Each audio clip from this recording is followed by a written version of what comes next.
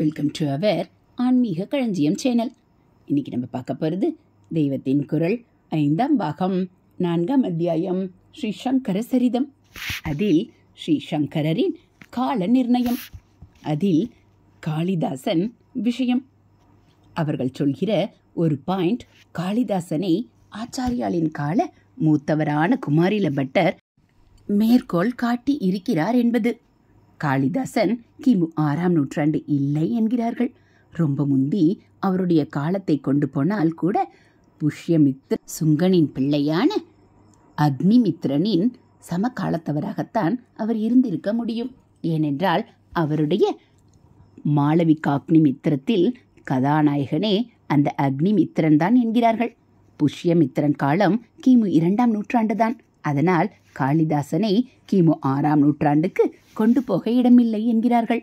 ஆனால் அவர்கள் சொல்லும் இந்த கிமு 2ஆம் நூற்றாண்டு கணக்கும் மெகஸ்தனிஸை மையமாக வைத்து மௌரிய காலத்தை நிர்ணயம் பண்ணி மௌரியர்களில் கடைசியாயிருந்த ராஜாவின் சேனாதிபதியாயிருந்த புஷ்யமித்ரனே அப்புறம் அதிகாரத்தை கைப்பற்றினான் என்பதில்தான் அனுமானிக்கப்பட்டிருக்கிறது.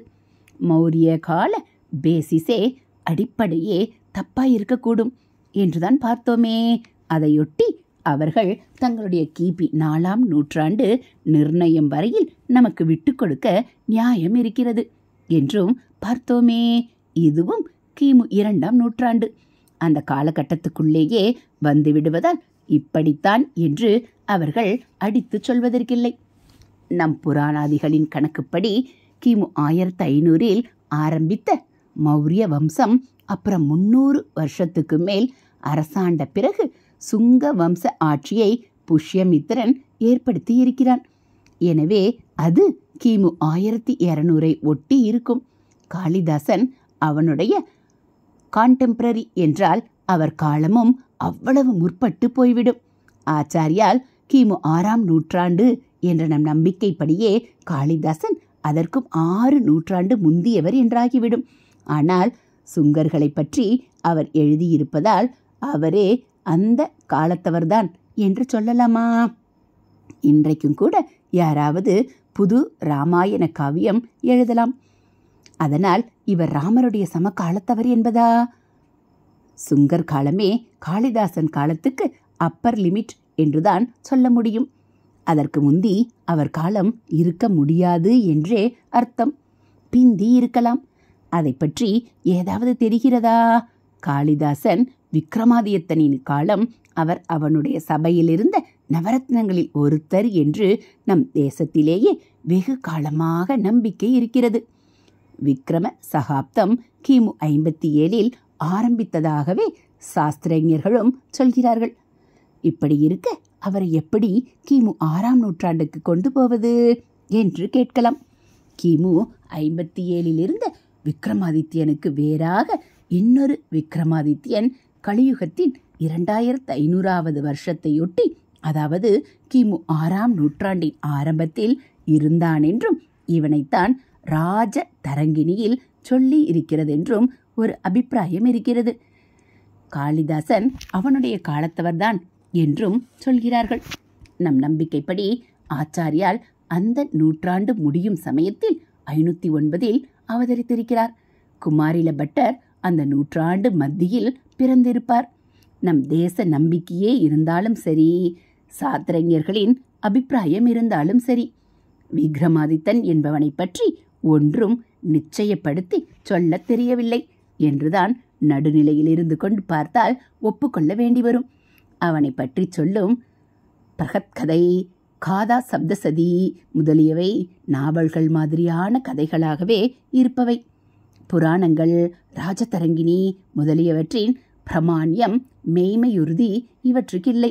வீர சாகசங்கள் செய்த ஒருவனுடைய ஆச்சரியங்கள் நிறைந்த கதைகள் எந்த தேசத்து ஜனங்களுக்கும் வேண்டியிருக்கிற ஒன்று. அப்படி விக்ரமாதித்யன், மதன காமராஜன் போன்றவர்களுடைய கதைகள் மிகுந்த பிரசித்தி பெற்றுவிட்டன. இவர்களை சரித்திர புருஷர்களாக வைத்து கால நிர்ணயம் செய்ய புறப்பட்டால் குழப்பமாகத்தான் இருக்கிறது. ஒரு சமயத்தில் ஜனங்களை ரொம்பவும் வசீகரம் செய்யும் ஒருவன் தோன்றினால் அவன் மீது நிறைய கதைகளை ஏற்றிவிடுவது வழக்கம். அப்படித்தான் உஜ்ஜயினியிலிருந்து ஆட்சி செய்த ஒரு விக்ரமாதித்யன் தாரா நகரத்திலிருந்து ஆட்சி செய்த போஜன் முதலியவர்களை பற்றி நடந்திருக்கிறது. போஜனின் காலத்தவனே காளிதாசன் என்றும் நம் தேச நம்பிக்கையே இருக்கிறது. இப்படி நம் ஊரிலேயே 2 வித நம்பிக்கை இருக்கும்போது ஒன்று தப்பாகத்தானே இருக்க வேண்டும். நம் ஊர் நம்பிக்கை என்பதாலேயே நிஜம்தான் என்று சாதிக்க முடியாதல்லவா?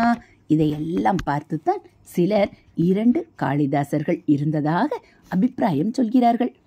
விக்ரமாதித்ய சபையில் இருந்த நவரத்னங்கள் தன்வந்திரி, சபனகர், அமரசிம்ஹன், சங்கு, வேதாளபட்டர், கடக்கற்பரர், காளிதாசர், வராகமிகிரர், வரருசி ஆகிய 9 பேர் என்று சொல்லப்படுகிறது.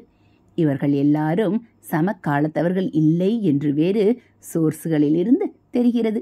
இப்படி இருக்கும்போது எந்த விக்ரமாதித்யனை வைத்து எந்த காளிதாசருக்கு எப்படி காலம் கணிப்பது? வல்லாளர் என்பவரின் போஜ பிரபந்தத்திலோ காளிதாசரை போஜ சபையின் நவரத்னங்களில் ஒருவராக சொல்லி இருப்பதோடு அவர் கூட இருந்த மற்ற ரத்னங்களில் பவபூதி, பாணர், தண்டி, ஸ்ரீஹர்ஷர் முதலிய எல்லா பெரிய கவிகளையும் சேர்த்திருக்கிறது. வேறு ஆதாரங்களிலிருந்து இவர்கள் நிச்சயமாக சமகாலத்தவரல்ல என்று தெரிகிறது.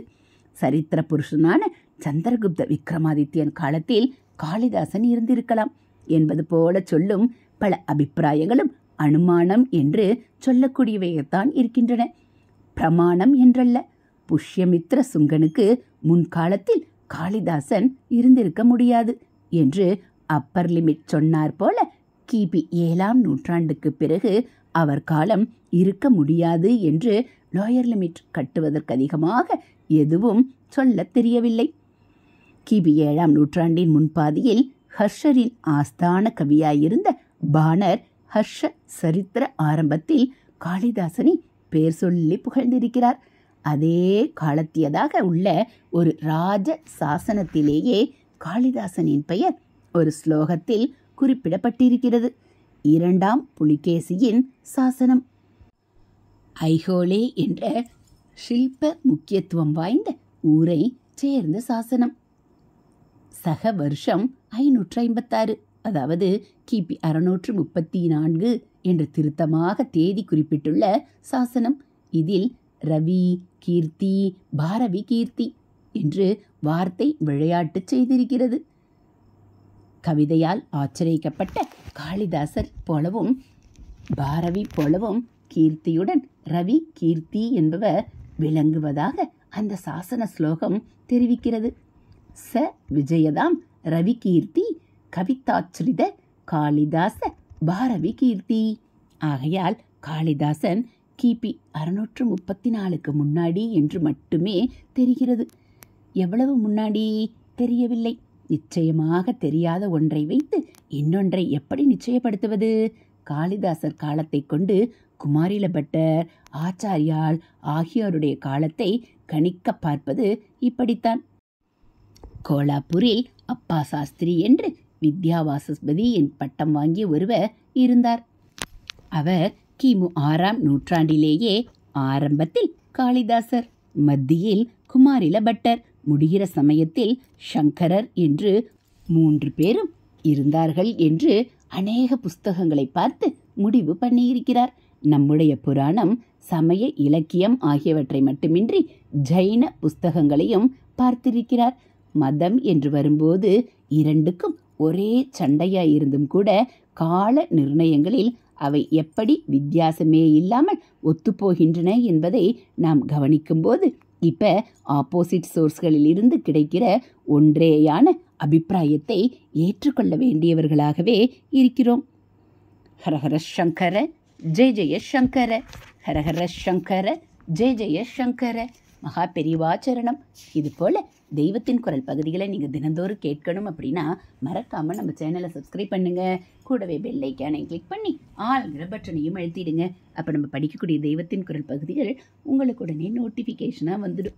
நம்ம சேனலில் வரக்கூடிய தெய்வத்தின் குரல் பகுதிகள், மகா பெரிவ மகிமை, ஆன்மீக கதைகள், மகாபெரிவா அருள்வாக்கு ஸ்லோகங்கள் எல்லாம் உங்களுக்கு பிடிச்சிருந்தா ஒரு லைக்கும் கமெண்ட்டும் கொடுத்து உங்களுக்கு தெரிஞ்சவங்களுக்கும் ஷேர் பண்ணுங்க. ஹரஹர சங்கர, ஜெய ஜெய சங்கர, மகாபெரிவா சரணம். தேங்க்யூ.